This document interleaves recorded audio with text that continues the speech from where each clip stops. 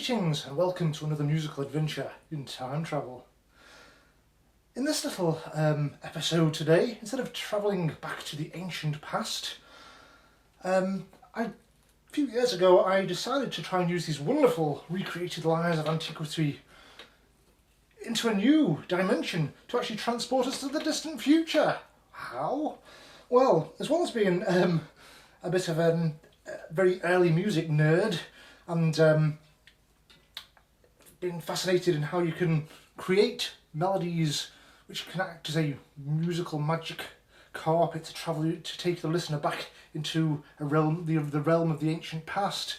These wonderful instruments are so versatile that I had the brilliant idea, if you don't mind me saying so, of ascending the lyre into the distant future with my 2017 release called Ascension of the Lyre.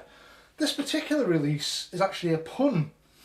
The title is a pun on the ascension of Orpheus from the Underworld, but also the ascension of the instrument itself from an Underworld, which is the ancient past, a dusty museum relic, into a vibrant new instrument for our interplanetary future.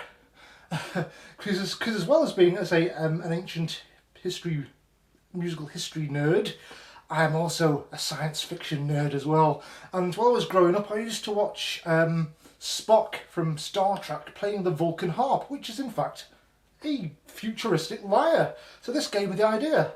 Let's do a whole album dedicated to transporting the lyre from a musical instrument of the ancient past to this visionary instrument of the distant future, inspired by Spock's Vulcan harp. So I created tracks which try to evoke all the wonders of the solar system and beyond, with tracks such as the first one, Made of Stardust. This was inspired by Carl Sagan's fascinating insight that we are all made of star stuff. Literally every atom in our body was forged in the death throes of the stars. Amazing and cosmic. And it's things like this where the lyre is such a fascinating instrument to try and convey this, because this is like one of the very first instruments that we played, and why not use one of the very first instruments we expressed ourselves with to express ourselves into the distant future, when, if Elon Musk has his way, we all end up living on Mars, hopefully very soon.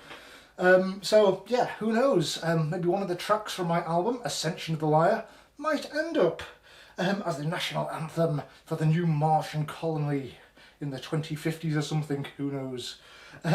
So anyway, coming up I'm going to show you a few little tracks from the album, just so you can see for yourself what it sounds like. And basically what I do, I composed the tunes on mostly my 10-string lyre, this one made here by Marini-made harps, a lovely harp-like tone, but I completely transformed the timbre with all quirky effects, which you're going to hear very soon. I hope you enjoy this very experimental little experiment.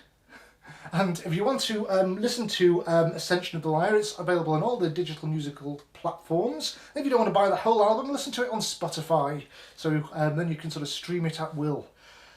You have been warned. As Spock himself would say, live long and prosper. Can't do the Spock thing, but yes I can. Bye for now, bye.